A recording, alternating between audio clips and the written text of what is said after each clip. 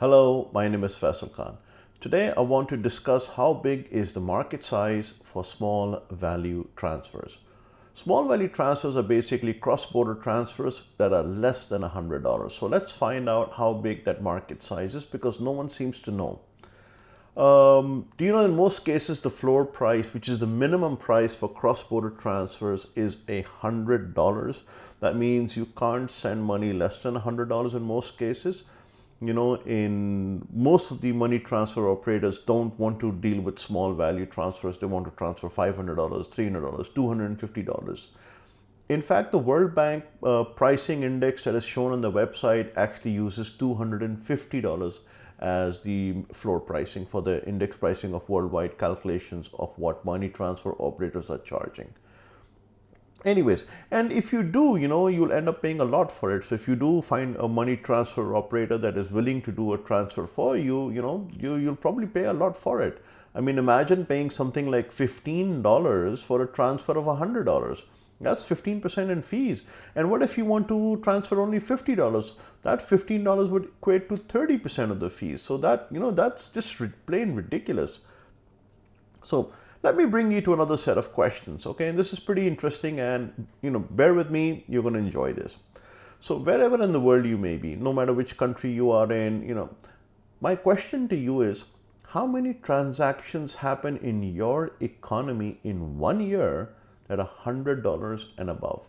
So we are talking about transaction that you might do in your economy that is valued $100 and above. And the reason I'm doing this is because I'm going to compare them to the cross-border transfer market where we already know the size of the market for $100 and above. So, this could be a credit card transaction in your economy, a check, a debit card, mobile payment, bank account transfer, electronic banking, internet banking, cash. Yes, we're not forgetting cash also, etc. Whatever it may be. How many transactions? And you could be paying for, I don't know, airline tickets, buying clothes, credit card interest, house, hotel, vacations, etc. Anything that is purchased over $100. How many transactions? How many transactions over $100 per year? Well, it's a very easy way of doing it. Let's say if your population of your country is 10 million, then the number is 10 million per year. If you assume you're doing one transaction per person per year. So if you have a 10 million population country, the number is 10 million. If you assume that the 5 people will be doing such a transaction per person per year, then the number is 50 million, right? So it's not too difficult to calculate. So let's keep it low. Let's say it's 10 million transactions per year. Transactions per year, and that means only one transaction per person per year that is over $100. So it brings me to the next question. How many transactions in your economy that are $100 or less in 1 year? $100 and less in 1 year. So paying for gas, cigarettes, burgers, sodas, utility bills, cinema, pastry, chewing gum, pens, medicine, clothes, grocery, cleaning supplies, laundry, transportation, entertainment, popcorn. Yes, popcorn too, haircut, loaning your friend $5, loaning your friend $6, paying for whatever it is, anything that's less than $100. How much would that be? So if we take the same example of a country being 10 million in population size, do we do 10 transactions per person per year? Do we do 50 transactions per person per year or 100 transactions per person per year? Let's say we are doing, I don't know what would you like to do? Would it be 10, 50 or 100? What would you like it to be?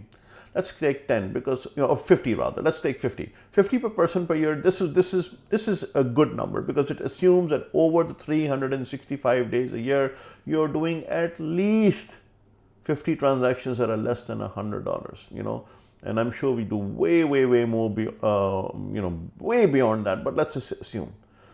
So this would mean 50 transactions per year multiplied by the total population, which is 10 million people, and this would give you 500 million transactions. So we are doing 500 million transactions in an economy per year for a population of 10 million for transactions that are valued under $100. So for over $100, we do 10 million. For under $100, we do 500 million. So the next thing obviously is what is the ratio of $100 to $500? Over under 100 to over 100. Sorry, I got that wrong. Over $100 to under $100 to over $100. That's almost like a tongue twister right there. So what's the ratio of under $100 versus over $100? Well, 500 million versus 10 million, that gives us a 50 to 1 ratio. So this is, so for every one transaction happening over $100, there are 50 transactions happening in an economy that are under $100. And let's assume we are off in our calculation somehow. So let's bring this ratio down to 10 to 1. So rather than 50 to 1, we're going to bring it down to 10 to 1. So for every 10 transactions under $100, there is one transaction over $100. Okay, so we've 10 to 1 is the new number we're going to be working with. So using this 10 to 1 ratio, we're going to do something really, really cool. We already know the size of the P2P market for over $100 in the international market. We know the one that is over $100, which is 600 billion. That is given by the World Bank. We already know that number. So if the same ratio is applied and we allowed sub 100 transactions to happen internationally, the market size for small value transfers, i.e. under $100, would be, using that ratio, 6 trillion. 10 to 1 ratio, 600 billion times 10 is 6 trillion. $6 trillion is the addressable market size for transactions under $100 for cross-border payments. So, this is a amazing number. It's something that, you should look into and work with. If you really want to improve your company, if you really want to improve your market size, if you really want to be pertinent and relevant in the coming years, you need to address the cross-border payment size for under $100. And also, this is the most important point I'm going to make in the transaction. The transfer fee has to be a percentage of the amount being transferred. Percentage of the amount being transferred. I will do a very, very small video on that as well and show it to you. But this is essentially the market size. So if you would like to get started in the world of cross-border payments, the link is provided right here, faisalkhan.com. You can go there, or there's a contact form in the description below. Fill it out. There's also a WhatsApp number. Let me know what you think of this video in the comment section below. Till next time, this is Faisal Khan signing off.